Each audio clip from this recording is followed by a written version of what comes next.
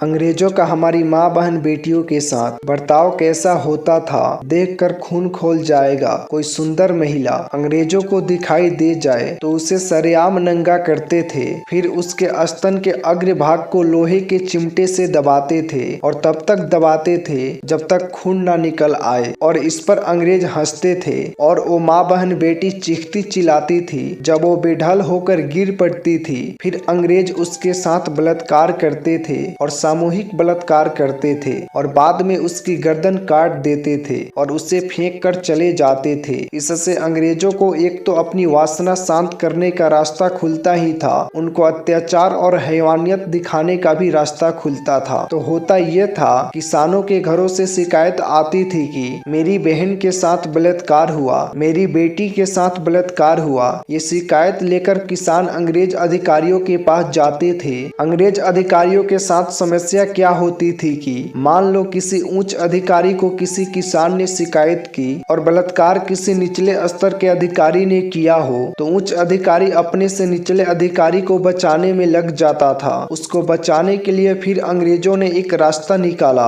और फिर उस रास्ते को कानून में बदल दिया। बलात्कार के खिलाफ अंग्रेजों ने जो पहला कानून बनाया तो उसने व्यवस्था ये कर दी कि मान लो अगर किसी माँ बहन बेटी के साथ बलात्कार हुआ है तो उस माँ बहन बेटी को अंग्रेजों की अदालत में आकर सिद्ध करना होगा कि उसके साथ बलात्कार हुआ है। जिस अंग्रेज ने बलात्कार किया है उसको कुछ सिद्ध नहीं करना पड़ेगा और जब तक सिद्ध नहीं होगा उस अंग्रेज को अपराधी नहीं माना जाएगा। तो इस प्रकार का कानून बना दिया अंग्रेजों ने। ये कानून बनते ही इस देश में बलात्कार की बाढ़ आ गई। हर गांव में, हर शहर में माताओं बहनों की इज्जत से अंग्रेजों ने खेलना शुरू किया, क्योंकि अंग्रेजों को मालूम था कि कोई भी माँ बहन बेटी अदालत में यह सिद्ध कर ही नहीं सकती कि उसके ऊपर बलात्कार हुआ है। कानून की गलियां ही इतनी टेढ़ी बनाई गई कि किसी भी माँ बहन बेटी को यह सिद्ध करना ही बिल्कुल असंभव हो जाए कि उसके ऊपर बलात्कार हुआ है। आप सोचिए मित्रों,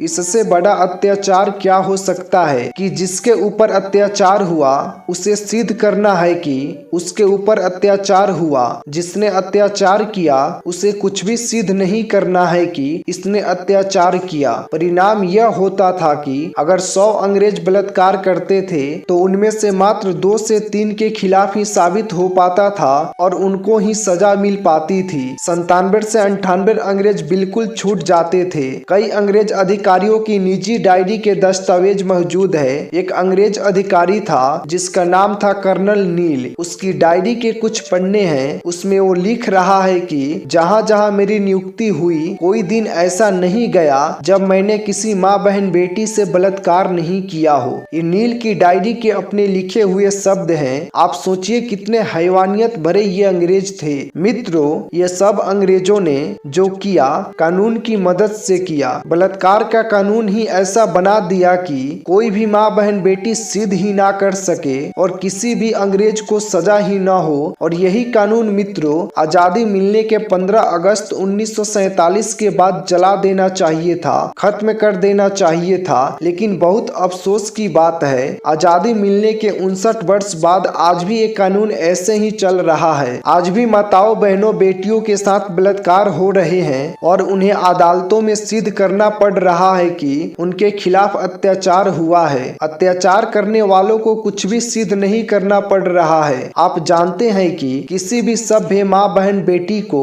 अगर आप पूछे कि उसके साथ बलात्कार हुआ है, कैसे हुआ है, तो वो अगर थोड़ी भी सभ्य संस्कृति की है वो उत्तर नहीं दे सकती है। और उनके मौन का फायदा उठाकर ये कानून हमारे देश की करोड़ों माँ बहन बेटियों से खिलवाड़ कर रहा है। बहुत दुख है ये कहते हुए कि बलात्कार के 100 मुकदमे अगर पुलिस के यहाँ रजिस्टर होते हैं, मात्र 5 में ही आरोपी को सजा मिल पाती है। 95 अपराधों में अपराधी छूटकर बरी हो जाता है, क्योंकि कानून अंग्रेजों के समय का बनाया हुआ है। अब बलात्कार के कानून हो, चोरी डकैती के कानून हो, पुलिस के कानून हो, प्रशासन के कानून हो, टैक्स के कानून हो, शिक्षा व्यवस्था के कानून हो या जंगलों की सुरक्षा के कानून हो, सब के सब अंग्रेजों के बनाए हुए, सब के सब उनके चलाए हुए, तो आप कैसे आशा कर सकते हैं कि भारत के लोगों को इन कानूनों से न्याय मिल जाएगा।